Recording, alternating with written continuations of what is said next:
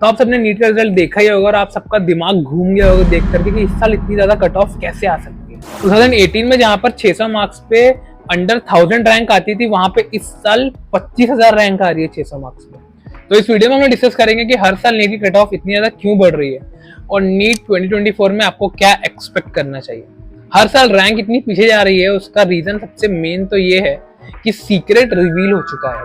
कौन सा secret? Secret ये है कि पूरा पेपर एनसीईआरटी से आता है। 2016, 17, 18, इनफैक्ट 19, 20 तक भी लोगों को उतना पता नहीं था कि पूरा पेपर एनसीईआरटी से ही आएगा, और वो बाकी कंटेंट भी पढ़ते थे, जैसे कि जो कोचिंग का मॉड्यूल होता था या कुछ अलग तरह की बुक्स, वो सभी वो लोग पढ़ते थे। और वो लोग एनसीईआरटी पे भी फोकस था, लेकिन उतना फोकस नहीं था जितना आजकल रहता है लोगों का, क्योंकि अभी सबको पता चल चुका है कि पेपर पूरा एनसीईआरटी से आता है, तो स्टूडेंट सिर्फ उस पर ही फोकस करते हैं। और ऑलमोस्ट सब स्टूडेंट को पता है कि सिर्फ एनसीईआरटी पढ़ना है। तो जब आपको सबको पता है कि क्या चीज पढ़नी है और पूरा पेपर उसी से आएगा, तो ऑब्वियस सी बात है कि कट ऑफ बढ़ेगा और लोगों को अच्छे मार्क्स आएंगे। दूसरी चीज है पेपर का लेवल। तो पेपर का लेवल 2019 के बाद से देखा जा रहा है कि वो उतना पार पे नहीं रह रहा है जैसा वो 2018 तक था। 18 में जो नीट का लेवल था वो बहुत अच्छा था, मतलब एक मॉडरेट लेवल का पेपर आता था, ना बहुत हार्ड ना बहुत इजी, जैसे कि आपके कंसेप्ट भी यूज होते थे और आप मतलब जो डायरेक्ट फैक्ट्स है वैसे क्वेश्चंस भी उसके अंदर होते थे। बट कुछ सालों से जो पेपर आ रहे हैं उसमें ज्यादातर जो चीजें हैं वो सिर्फ याद करने वाली चीजें हैं, उतना कंसेप्चुअल नहीं है, और फिजिक्स के फॉर्मूलेज वगैरह भी बहुत इजी क्वेश्चंस आ रहे हैं। तो इससे क्या होता है कि जो लोग ज्यादा पढ़ के जा रहे हैं एग्जाम देने के लिए, उनके साथ अनफेयर हो जाता है वो। और ऑब्वियसली बात है, अगर पेपर ईजी होगा और पेपर पूरा एनसीईआरटी की जस्ट लाइनें होंगी तो लोग आराम से स्कोर कर पाएंगे, और फिर वही होगा जो रैंक पीछे जाना शुरू हो जाएंगे। अगर 18 में 600 मार्क्स पे 1000 रैंक होती थी और अभी 20,000 25,000 रैंक हो रही है। ये इसीलिए हो रहा है, स्टूडेंट्स अपने आप को चेंज कर रहे हैं। जैसे कि पहले के स्टूडेंट्स सिर्फ एनसीईआरटी फोकस नहीं थे, पर उन्होंने अपने आप को चेंज किया और आज के स्टूडेंट समझ चुके कि एनसीईआरटी बहुत इंपॉर्टेंट है। लेकिन जो कंडक्टिंग एजेंसी है, एग्जाम कंडक्टिंग एजेंसी, वो अपने आप को चेंज नहीं कर रही, और यही प्रॉब्लम हो रही है कि उसे भी अपने आप को टाइम के साथ अडेप्ट करना पड़ेगा, उसे कुछ अलग तरह की चीजें लानी पड़ेंगी। जब उसे पता चल चुका है कि स्टूडेंट्स को पता है ना पेपर कैसा आता है हर साल, तो उन्हें पेपर में हल्के से चेंजेस करना जरूरी है, वरना ये कट ऑफ ऐसे ही होते रहेंगे और फिर वो दिन दूर नहीं होगा जब 600 मार्क्स पे लोगों को 50,000 रैंक तक आने लग जाएगी और 600 इक्विवेलेंट ऑफ 500 हो जाएगा।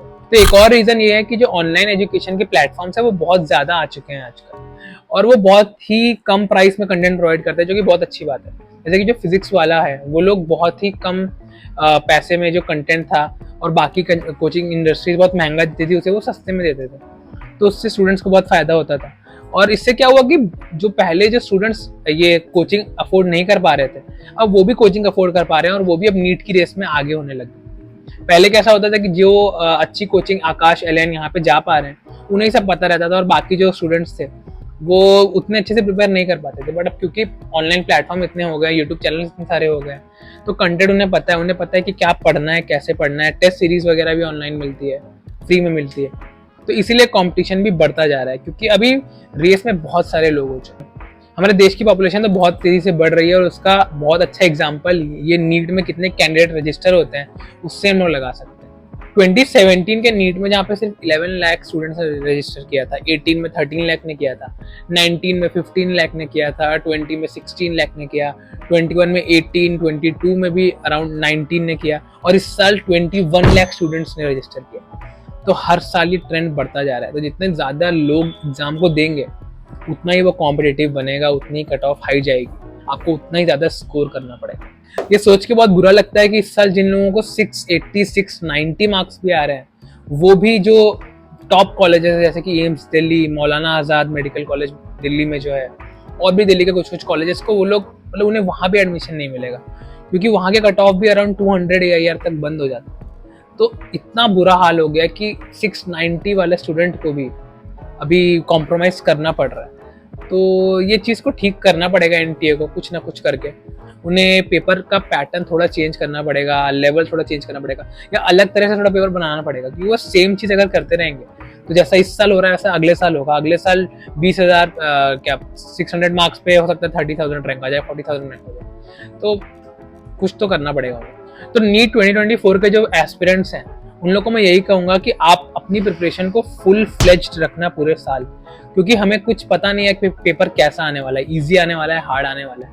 आप लोग का मेन फोकस ये होना चाहिए कि आप लोग को सिली मिस्टेक्स नहीं करने हैं, क्योंकि जहाँ पेपर हार्ड होता है वहाँ पे लोगों को ज़्यादा कॉन्सेप्ट यूज करने पड़ते हैं, और जहाँ पेपर ईजी आता है वहाँ पे आपको सिली मिस्टेक अवॉइड करनी होती है। अगर आप सिली मिस्टेक करेंगे तो आपकी रैंक 5-6 हज़ार पीछे चली जाएगी। इसलिए सिली मिस्टेक्स अवॉइड करना बहुत जरूरी है। और अगले साल की कट ऑफ भी अगर ऐसा ही ट्रेंड चलता रहा तो वो ज्यादा ही होने वाली है, और 600 पे भी आपका काम नहीं बनेगा। आपका टारगेट 650 से नीचे नहीं होना चाहिए। और अगर कुछ एनटीए पेपर के लेवल को चेंज करता है तो वो अच्छी बात होगी, क्योंकि उससे कंपटीशन थोड़ा कम होगा। बट ऐसा लग तो नहीं रहा है मुझे, तो आप लोग को पूरे अच्छे से प्रिपरेशन करना स्टार्ट करना पड़ेगा। 650 मार्क्स मिनिमम लाने पड़ेंगे, तभी आपको एक अच्छा गवर्नमेंट कॉलेज मिलेगा। Thank you.